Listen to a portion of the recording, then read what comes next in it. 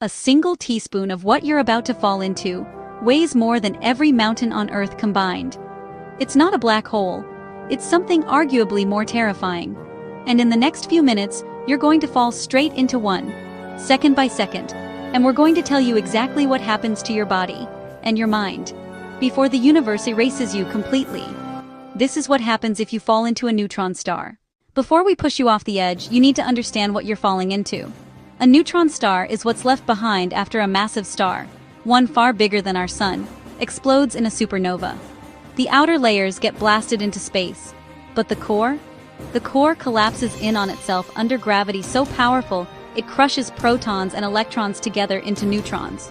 What you're left with is a dead stellar remnant roughly the size of a city, maybe 20 kilometers across, but containing more mass than the entire sun. Let that sink in. Something the size of a city, with the mass of a star. The gravity on its surface is around 200 billion times stronger than what you feel standing on Earth right now. And the magnetic field? Up to 1 trillion times stronger than Earth's. This is not a place that tolerates visitors. Let's say somehow, impossibly, you find yourself in space, drifting towards a neutron star from thousands of kilometers away. You can't see it yet. It's small, but you can feel it.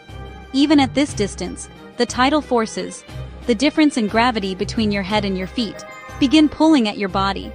It's subtle at first, almost like a gentle stretch, but as you fall closer, that stretch becomes a pull, then a tear.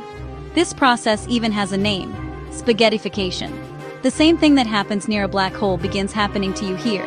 Gravity isn't pulling your whole body equally. It's pulling harder on whatever part of you is closest to the star.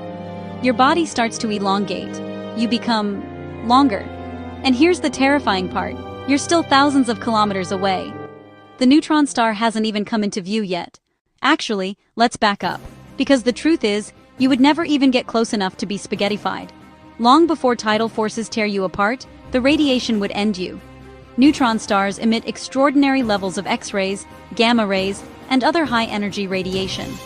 A pulsar, a rapidly spinning neutron star, can beam out more energy in a single second than our sun releases in thousands of years. The moment you entered the radiation zone, your cells would begin breaking down, DNA unraveling, organs failing, your nervous system shutting off signal by signal. You wouldn't feel the gravity, you wouldn't feel the magnetic field crushing you, you would simply stop.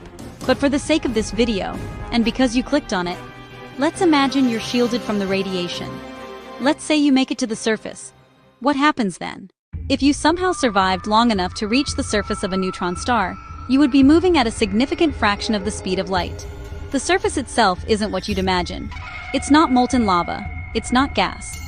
The outer crust of a neutron star is thought to be a lattice of incredibly dense atomic nuclei, almost like a crystalline shell, harder than any material that exists anywhere in the known universe. And beneath that crust? We're not entirely sure. Some theories suggest a soup of free neutrons. Others suggest exotic states of matter that don't even have names yet. Things like strange quark matter, or a superfluid neutron core. Physics as we understand it begins to break down. The moment your body makes contact with the surface, the impact energy would be incomprehensible. You wouldn't land, you wouldn't crash. You would be instantly converted into pure energy, indistinguishable from the star itself within a fraction of a millisecond. You would become part of one of the most extreme objects in the universe. Here's the thing that makes neutron stars so remarkable, and so humbling. They're not science fiction, they're real. There are estimated to be around 1 billion neutron stars in our galaxy alone. They sit out there in the dark, spinning hundreds of times per second, radiating energy, warping space around them, and they are the most precisely ticking natural clocks ever discovered. Some pulsars keep time more accurately than atomic clocks here on Earth. They've helped us confirm Einstein's theory of general relativity. They've helped us detect gravitational waves, and when two of them collide, an event called a kilonova, they forge gold, platinum, and other heavy elements and scatter them across the universe.